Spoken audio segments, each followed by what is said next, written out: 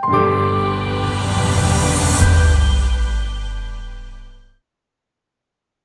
Everyone, so finally CLAT 2025 के admit cards आ गए हैं। अभी तक अगर एडमिट कार्ड्स डाउनलोड नहीं किए हैं तो डायरेक्टली कंसोर्शियम की वेबसाइट पर जाना है, लॉगिन करना है एंड जैसे ही डैशबोर्ड पे जाओगे वहां आपको एडमिट कार्ड डाउनलोड करने का ऑप्शन मिल जाएगा।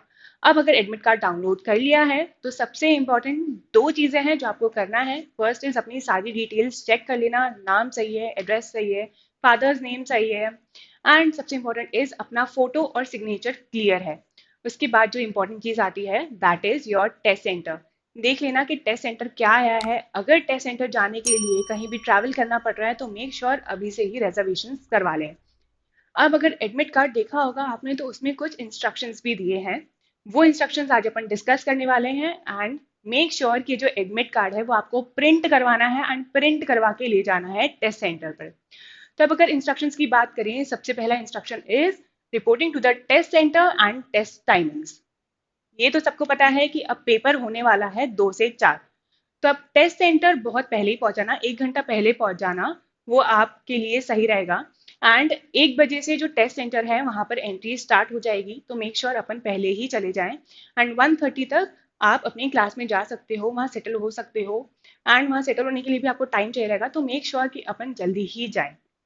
और अगर बाय चांस किसी भी वजह से अपन लेट हो गए हैं तो ट्राई करना कि मैक्सिमम 2:15 तक अपन पहुंच जाएं, बिकॉज उसके बाद एंट्री नहीं है।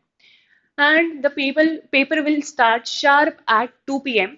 ये तो अपने को पता है कि 120 मिनट का पेपर है, 2 बजे स्टार्ट हो जाएगा एंड 4 बजे खत्म हो जाएगा। अब 4 बजे खत्म होगा तो 4 बजे ही आप जा सकते हो एग्जाम सेंटर के बाहर। उसके पहले भले ही आपका पेपर खत्म हो गया है पर आप नहीं जा सकते हो। Second is necessary documents. इसका सबसे ज़्यादा ध्यान रखना क्योंकि यही है जिससे आपको वहाँ एंट्री मिलेगी एग्जाम सेंटर पर।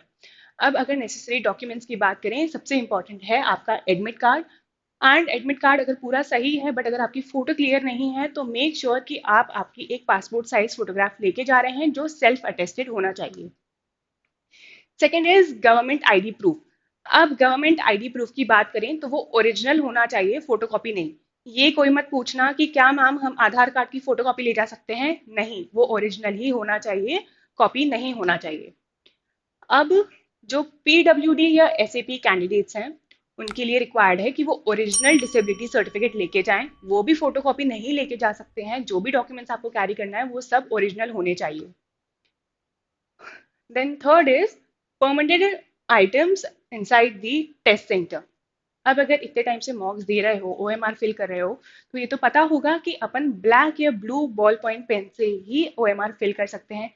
Jail pen, ink pen, pencil कुछ भी अलाउड नहीं है। तो मेक श्योर अपन ब्लैक या ब्लू बॉल पॉइंट पेन लेके जा रहे हैं। एंड ये मत करना कि अपन बस एक पेन लेके जा रहे हैं, एटलीस्ट 2 पेन तो कैरी करना ही कि कभी अगर एक पेन ना चले तो अपन दूसरा यूज कर सके। उसके बाद transparent water bottle, make sure अपन स्टील की वाटर बॉटल्स नहीं लेके जा रहे हैं। जो वाटर बॉटल होनी चाहिए वो ट्रांसपेरेंट होने चाहिए। थर्ड और सबसे इंपॉर्टेंट चीज, एनालॉग वॉच। अब अगर 120 मिनट का पेपर है, टाइम मैनेज करना है तो वॉच भी जरूरी है। But watch digital smart watch नहीं होनी चाहिए, आप एनालॉग वॉच ही कैरी कर सकते हो। उसके बाद आता है क्वेश्चन बुकलेट। अब अगर क्वेश्चन बुकलेट की बात करें तो क्वेश्चन बुकलेट में आपको पता है जैसे कि 120 क्वेश्चंस आएंगे और उसी में आपको रफ वर्क के लिए एक्स्ट्रा पेजेस भी मिलेंगे। बट अगर कोई ऐसा बच्चा है कि मैम मुझे बहुत सारे पेजेस लग जाते हैं रफ वर्क करने के लिए, तो प्लीज अब ट्राई करना कि जितने अपने को पेजेस दिए हैं क्वेश्चन बुकलेट में अपन उसी में ही सारा रफ वर्क कर रहे हैं। एंड सेकेंड इज, अगर ओएमआर में अगर अपनी क्वेश्चन बुकलेट में कोई भी आपको डिस्क्रिपेंसी लग रही है कि ये क्वेश्चन गलत है, सही है, कुछ भी है, तो उसको आप चेंज नहीं करवा सकते हो, उसके लिए क्लैरिफिकेशन नहीं ले सकते हो। What you are required to do is अपना पेपर कंटिन्यू करना है। बट अगर कुछ भी ऐसा है कि मिस प्रिंट है, प्रिंटेड नहीं है, 1-2 पेजेस मिसिंग है, तो आप क्वेश्चन बुकलेट चेंज करवा सकते हो। एंड क्वेश्चन बुकलेट के साथ ध्यान रखना आपकी ओएमआर भी चेंज हो जाएगी। एंड जो क्वेश्चन बुकलेट है उसके फ्रंट पेज पर अपने को अपना एडमिट कार्ड नंबर लिखना है एंड ये मैंडेटरी है। इसके बाद अगर बात करें ओएमआर की, तो सारे क्वेश्चंस अपने को ओएमआर में ही फिल करने हैं। अगर पूरा पेपर सॉल्व कर लिया है बट फिर भी अगर अपन ने ओएमआर फिल नहीं करी है कुछ भी मार्क्स नहीं मिलेंगे। तो मेक श्योर कि अपन टाइमली सब कुछ मैनेज कर रहे हैं एंड ओएमआर भी अपने को उन 120 मिनट्स में ही फिल करना है। एंड ओएमआर जैसे मैंने पहले भी बताया सिर्फ ब्लू और ब्लैक बॉल पॉइंट पेन से ही फिल कर सकते हैं। जो डिटेल्स भरनी है आपको अपने ओएमआर पे वो भी ब्लू या ब्लैक बॉल पॉइंट पेन से ही भरना है। देन मार्किंग स्कीम की अगर बात करें तो मार्किंग स्कीम तो अब सबको ही पता है कि 120 क्वेश्चंस का होता है पेपर, 120 मार्क्स का होता है। एक मार्क दिया जाता है हर सही आंसर के लिए और नेगेटिव मार्किंग होती है 0.25 की फॉर एवरी रॉन्ग आंसर। अब बहुत सारे बच्चे पूछते हैं कि मैम अगर गलत सर्कल फिल कर दिया है, बी की जगह ए मार्क कर दिया है, तो क्या बी भी मार्क कर दें, उसके मार्क्स मिल जाएंगे?